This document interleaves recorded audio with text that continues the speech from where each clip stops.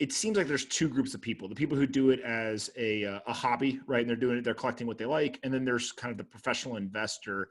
How do you, now that you've been collecting for a while and actually building a business in the space, how do you decipher between those two? And kind of, do you try to look at those as actually one group of just art collectors, or is it pretty separated in the way that they approach actually buying pieces? Yeah, I guess the way I would think about it is, it certainly, I guess your approach to the art market matters and certainly obviously determines returns, but it's not necessarily a requirement. Like if you look at data published by a company called ArtPrice has basically constructed this index on the top 100 artists for the past 20 years. And that index alone, just every single painting created by every top 100 artist has slightly outperformed, or probably today materially outperformed the S&P over that period of time. So the art market in general is just really taken off, probably because art prices, or we believe that art prices are most likely correlated to global ultra wealth creation. So if you believe the wealthy are getting wealthier, then you tend to believe that art prices are going up over time. Yeah. I mean, I guess that's intuitive when you think of it through that lens, right? And obviously that is definitely happening in the world. It's pretty compelling data on that front.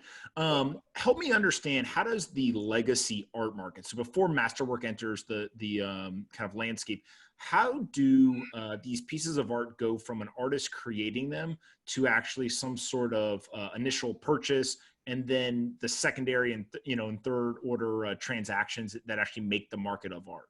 Yeah, so you use the correct words. There's two different segments of the art market to think about. One is the primary market, and that just very simply means paintings that are selling for their first time.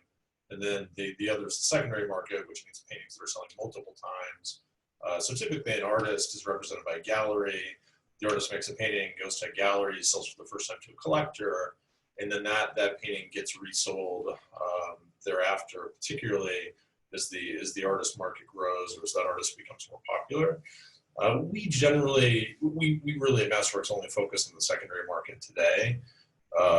There's lots of amazing artists in the primary market. There's lots of important artists that are definitely investment grade. We haven't focused on it as much just because there's not as much data behind it, so it's difficult for our research team to understand returns. But yeah, that's how I would think about the market broadly. Got it. And is there segments of it in terms of, I can go to a local store and buy a $20 piece of art and kind of put a frame on it, hang it up, and that's nice. Then there's obviously the, $50, $100 million pieces of art. That's a pretty big delta there. How do you actually segment kind of the size and maybe sophistication of the various pieces or buyers? Yeah, so this is an interesting stat. If you look at just the top 100 artists, the top 100 artists constitute 62% of the overall art market, which is $68 billion a year. So if you just think about, this from a total probability perspective on being an artist, right? There's, probably billions of artists that have existed historically. And there's really a very, very, very few number of people that wind up kind of commanding the art market overall. So today, when we talk about the $68 billion market, we're really talking about hundreds of artists that are the vast majority of that. And then I guess what puts somebody in that top 100, right? Is it the value of the individual pieces of art? Is it something that is less quantitative and more kind of the story behind the art? How does that get determined?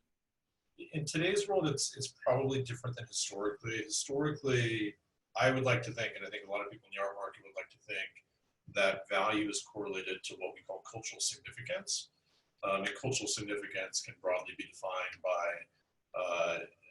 artists that institutions collect, artists that appear in other important collectors' collections, artists that appear in shows with other important artists. There's different ways to measure cultural significance, but in today's world, a lot of values are just driven by commercial dynamics. They're driven by kind of mega galleries that have a lot of money, that promote artists heavily, that generate awareness.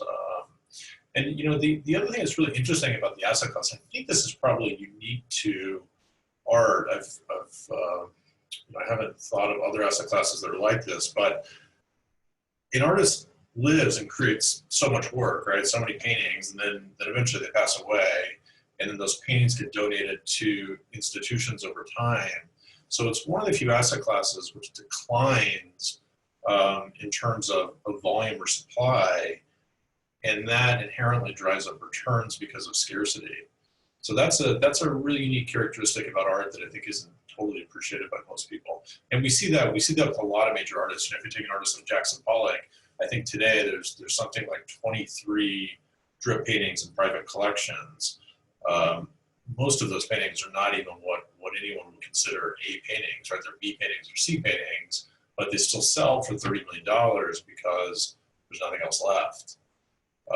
So that's a really unique characteristic about the asset class.